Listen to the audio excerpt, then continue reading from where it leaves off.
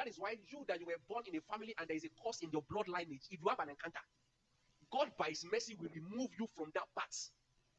Scripture says, I've been cut off from this and I've been engrafted into the olive tree of God. Do you know what that means? It's an encounter that it will change that nature. So when they speak curse from that dimension, it cannot touch you because there's an encounter you have with divine life, with God.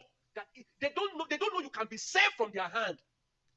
But when you have an encounter with God, it will not only change your body, it will alter the nature, it will change the blood. So the curse in the blood will no longer run through your vein. Jacob, you are a supplanter. And he bears that name until he had an encounter with God.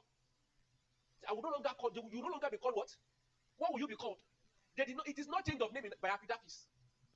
This one is not Apidapis. Oh, this one is a power that has that can go into the core of your being. The man they changed from Jacob to Israel did not change physically, but there was something that was altered within him that he can no longer be a supplanter. All of us must desire an encounter, an intervention from God that can bring peace around your life. You think life will change? You think things will get better?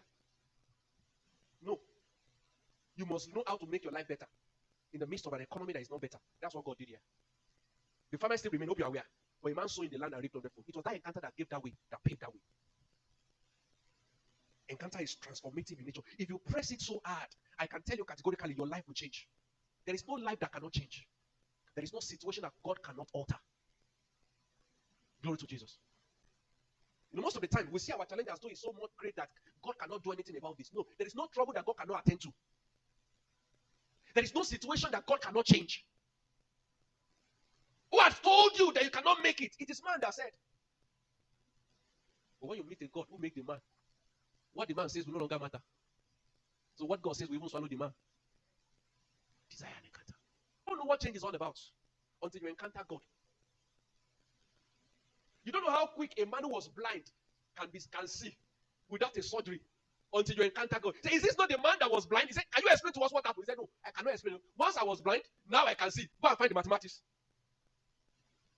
The transformative power of God is so quick and sweet that it should be what every one of us must greatly desire. I want to come to a point in my life that I daily enjoy the transformative power of God.